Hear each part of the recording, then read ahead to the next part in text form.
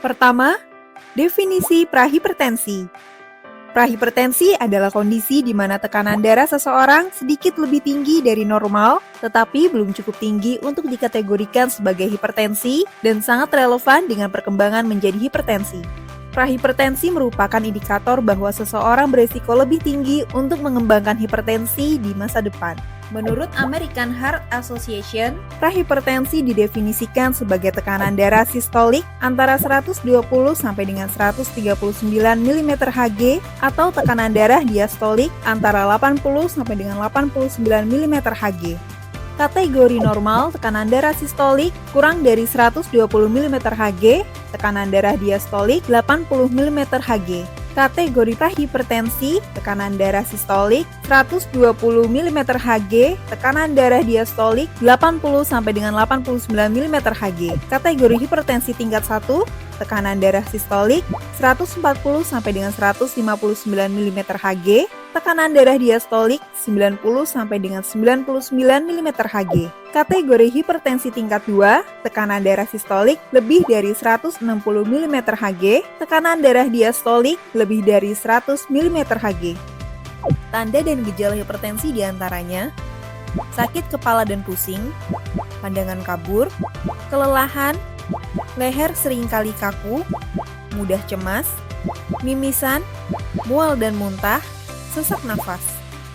Faktor resiko hipertensi meliputi beberapa aspek penting yaitu yang pertama, jenis kelamin, kedua, usia, ketiga, indeks massa tubuh, keempat, lingkar pinggang yang tidak normal, dan yang kelima, gaya hidup yang tidak sehat.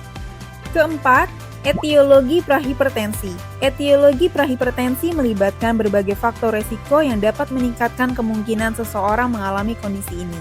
Beberapa faktor resiko utama meliputi, yang pertama, diabetes mellitus. Individu dengan diabetes memiliki resiko lebih tinggi untuk mengembangkan prahipertensi.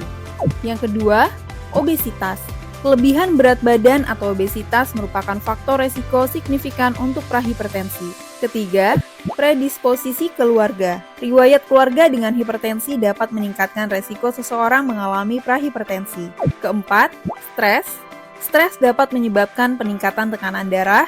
Mekanisme ini melibatkan aktivasi sistem saraf simpatik dan pelepasan hormon stres seperti kortisol. Kelima, diet tidak sehat. Konsumsi makanan tinggi garam, lemak jenuh, dan rendah serat dapat meningkatkan resiko prahipertensi. Diet yang tidak seimbang dapat menyebabkan retensi cairan dan peningkatan tekanan darah. Keenam, kurang aktivitas fisik. Gaya hidup sedentari atau kurangnya aktivitas fisik dapat menyebabkan peningkatan berat badan dan tekanan darah. Aktivitas fisik yang teratur dapat membantu mengontrol berat badan dan tekanan darah. Dan yang ketujuh, kualitas tidur yang buruk. Gangguan tidur seperti sleep apnea atau kurang tidur dapat mempengaruhi tekanan darah. Tidur yang tidak cukup dapat menyebabkan peningkatan tekanan darah melalui mekanisme stres fisiologis. Kelima, kendalikan prahipertensi dengan cerdik. Cek kesehatan secara rutin, enyahkan rokok, rajin aktivitas fisik, diet seimbang, istirahat cukup, kelola stres.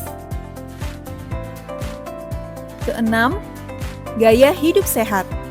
Gaya hidup sehat merupakan kunci untuk menjaga kesehatan jangka panjang. Dalam hal ini, WHO serta Kementerian Kesehatan dan Kesejahteraan merekomendasikan penerapan program cerdik dan perhi. Perhi fokus pada pengendalian berat badan. Berikut contoh makanan diet seimbang. Sereal dengan susu rendah lemak ditambah potongan buah. Roti bakar gandum dengan telur mata sapi, ikan bakar. Ketujuh, bahaya dan komplikasi penyakit. Apakah hipertensi berbahaya dan apa saja akibatnya? Tekanan darah atau hipertensi jika dibiarkan tidak terkendali dalam jangka waktu panjang akan berbahaya.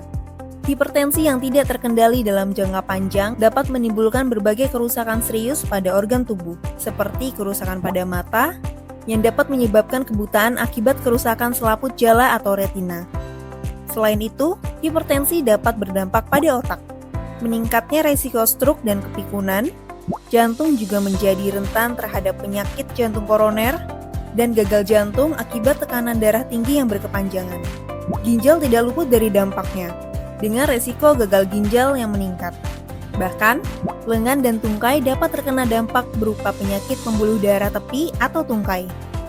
Dan yang kedelapan, tanaman herbal yang dapat membantu menurunkan tekanan darah, yaitu mentimun, daun sukun, kayu manis, daun kelor, daun kemangi, dan jahe.